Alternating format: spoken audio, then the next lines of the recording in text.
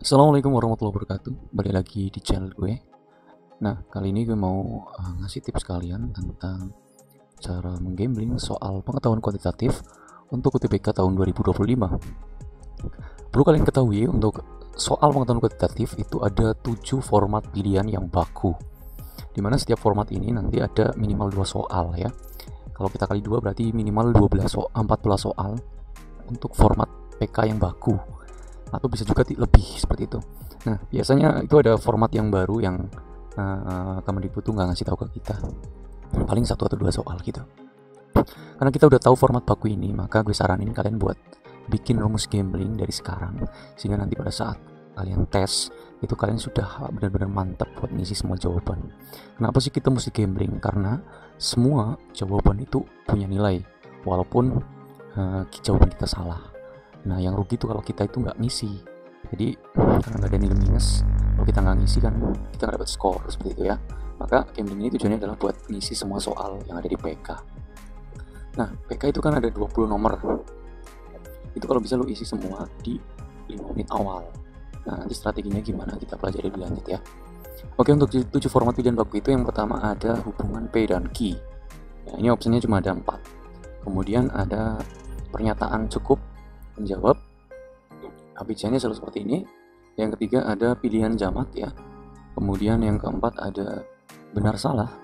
Yang kelima ada banyak benar. Yang keenam ada uraian. Dan yang terakhir ada pilihan ganda. Oke, langsung saja kita mulai cara gamblingnya.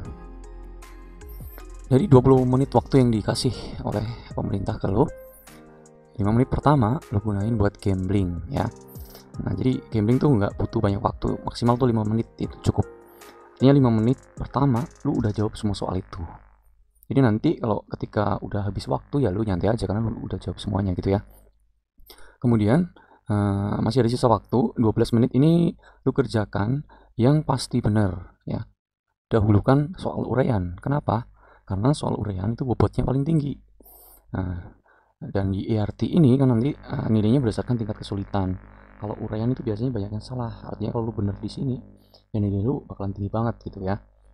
Kemudian 3 menit sisa waktu terakhir ini lu bisa gunain buat cross check ulang atau mengubah gambling dari lu yang ngerjain tadi. Kan pasti ada perubahan jawaban tuh. Nah, ini yang lu gunain di sisa waktu terakhir, sekalian sambil tarik nafas buat menghadapi tes berikutnya seperti itu. Kita mulai untuk yang tipe 1. Tipe 1 itu hubungan P dan Q, ABC-nya selalu berbunyi seperti ini ya. Yang A itu P lebih dari Q, kemudian B P kurang dari Q, C P sama dengan Q, D itu tidak dapat ditentukan. Nah, buat soal yang seperti ini gue saranin buat kalian untuk gambling yang D gitu. Kenapa? Karena untuk A, B, C ini adalah tipe yang mudah biasanya, dan yang D ini untuk yang tipe sulit. Nah, soal itu pasti distribusi jawabannya itu ada di mudah sama sulit. Sehingga kalau lu jawab yang sulit, ya pasti ada yang benar ya, satu gitu ya, satu soal. Yang penting ada yang benar. Itu karena ini gambling. Nah, kemudian buat yang hubungan ini sebenarnya ada 2 tipe soal. Yang pertama ketika P-nya berupa variabel ya atau huruf.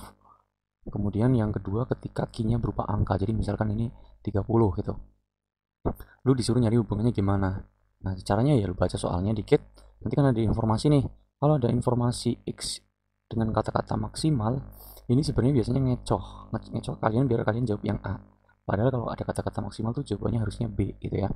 Begitu juga kalau ada kata-kata minimal, jawabannya itu A gitu. Nah, ini terlepas dari yang gambling D tadi. Kalau lu nggak yakin gambling D, ya lu bisa baca soalnya. Tapi kalau lu malas baca soal, ya lu mending gambling D semua untuk format yang seperti ini ya. Ingat cuma yang format ini, nanti format yang lain beda lagi. Kemudian kalau P sama Q-nya berupa huruf semua nih, ini huruf yang P, yang Q juga huruf. Itu besar kemungkinan jawabannya itu ada di D gitu ya. Ya, itu yang tipe 1. Kemudian buat yang tipe kedua, untuk jawaban tipe cukup dan tidak. Kalau lu gambling ya, saran gue ini gamblingnya di C atau E. Silakan kalian buat dari sekarang. Kalau kalian mau konsisten di C ya C semua, E semua untuk format yang seperti ini ya. Yang penting syaratnya adalah konsisten. Ya, jangan sampai disilang jawabannya, nanti nggak ada yang nyangkut. Kalau nggak C semua, E semua gitu. Nah, terus strategi alurnya kok bisa dapet C sama E. Jadi gini, Jadi kan nanti ada dua pernyataan nih, 1 sama 2. Kalau satu bisa menjawab, otomatis kita cek lagi ke nomor 2. Kalau 2 ternyata bisa, berarti kan kita dapat jawaban D. Ya. Terus kalau satu bisa, 2 nggak bisa, kita dapat jawabannya A. Kalau satu nggak bisa, 2 bisa, kita dapat jawaban yang B, gitu ya. Nah, sehingga buat dapat jawaban A, B, D, itu butuh 2 kali analisis. Kemudian, kalau satu nggak bisa, 2 nggak bisa, itu kan mesti kita gabungin 1 sama 2-nya. Ternyata bisa, jadilah jawaban C. Nah, 1 dan 2 udah digabungin ternyata nggak bisa juga, baru jadi yang E. Nah, untuk dapat jawaban C dan E itu butuh 3 kali analisis. Sehingga dari sini kita tahu distribusi jawaban yang pembuat soal itu bikin. Pembuat soal itu pasti bikin kuncinya itu di tipe yang ini 2 kali analisis sama 3 kali analisis gitu ya. Nah, kalau kita lihat di sini kan lebih sedikit yang 3 analisis nih, yang C sama E. Jadi peluang buat benernya itu lebih gede gitu. Sehingga gambling untuk soal tipe cukup dan tidak ini jawabannya C atau E gitu ya. Yang penting lu konsisten C semua atau E semua. Oke, next lagi. Untuk tipe yang ketiga yaitu pilihan jamak. Dengan bunyi pilihan itu, yang A itu 1, 2, 3 saja yang benar, kemudian yang B 1 dan 3 saja yang benar, C 2 dan 4, D hanya 4, dan yang E semuanya benar.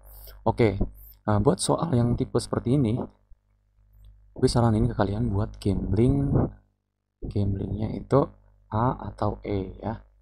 Kalau lo mau A semua, A semua, E semua, E semua gitu ya. Oke, akan kita analisis kenapa sih kita mesti gambling A sama E. Jadi nanti ada 4 pernyataan nih. Kalau ketika lu cek nomor 1 benar, terus lu cek lagi nomor 2 ternyata benar ya, maka jawabannya itu kan bisa yang A sama yang E. Karena A sama E itu 1 benar 2 benar, E juga sama nih. Nah, maka lu cek lah nomor 4, ternyata benar nih, jadi jawabannya dapat yang E. Nah, kalau pas lu cek nomor 4 ternyata salah, jawabannya yang A. Nah, dari sini nomor 3 tuh nggak perlu dicek karena di A sama E itu sama-sama ada nomor 3-nya gitu ya. Kemudian kita lanjutin. Kalau misalkan lu cek nomor 1 benar, nomor 2 salah, nah lu langsung bisa dapat jawaban nih. 1 benar, 2 salah, otomatis jawabannya B kan. Begitu juga kalau 1 salah, 2 benar, jawabannya ya yang 1 salah, 2 benar, yang C ya. Nah, kalau 1 salah, 2 salah, itu jawabannya yang D gitu. Sehingga buat dapat jawaban E sama A itu butuh 3 kali analisis gitu. B, C, D itu butuh 2 kali analisis. Nah, distribusi jawabannya atau kunci jawabannya pasti nggak ditaruh di yang 2 kali semua atau 3 kali semua. Pasti ada yang ditaruh di 3 kali sama yang 2 kali. Nah, ini rahasia sih pembuat soal itu. Maka biar gamblingnya peluang bener gede, maka lu bisa jawab A atau E. Yang penting konsisten. Kalau A semua, A semua, E semua, E semua gitu. Kita lanjutin ke tipe yang keempat, yaitu tipe benar salah. Jadi nanti ada 3 pernyataan ya, setiap pernyataannya itu terdapat kolom benar salah di mana lu disuruh ngeklik yang pilihan ini. Nah, saran dari gue mending gamblingnya itu benar semua atau salah semua gini ya. Pilih aja salah satu. Ya saran gue sih mending yang benar semua. Ya pasti ada sih yang nyangkut satu gitu ya. Jangan sampai lu pilih gamblingnya S B S gitu ya, atau S B B. Ini peluangnya kecil karena bisa aja kuncinya BSB gitu kan, bisa aja BSS gitu kan. Jadi kalau ini pasti ada yang benar gitu kan. Nah itu pasti tuh, karena nggak mungkin sih pembuat soal tuh naruh jawabannya benar semua atau salah semua. Pasti ada yang dibenerin satu atau salahin satu gitu. Nah ini untuk yang tipe benar salah ya. Kemudian di tipe yang kelima, ini tipe banyak benar. Pertanyaannya itu berapa banyak dari 4 pernyataan yang benar-benar. Nah ini tipe soal paling sulit. Nah, kenapa sulit? Sebenarnya nggak sulit karena butuh banyak waktu ya. Ya gimana gimana nggak? Karena dari 4 pernyataan yang ada, lu disuruh ngecek satu-satu tuh. Nah, kan butuh waktu yang banyak. Sehingga gue kategorikan ini soal sulit nih. Nah, tapi kan kita punya gambling nih. Yang lu mesti ingat kan, ABC-nya kan bunyinya nih 0, 1, 2, 3, 4 gitu ya. Ini kan tipe urut. Tipe urut itu selalu jawabannya yang C ya. Ini gambling buat yang tipe banyak benar. Ketemu format yang seperti ini, lu jawab C semua aja gitu. Lanjut tipe yang keenam, itu tipe uraian. Nah, tipe uraian ini buat gamblingnya, lu mesti baca soal ya. Harus baca soal. Karena kita nggak bisa asal milih. Tapi buat lu mesti tahu kalau uraian itu jawabannya biasanya positif. Positif, terus bulat ya. Jadi nggak ada pecahan. Kemudian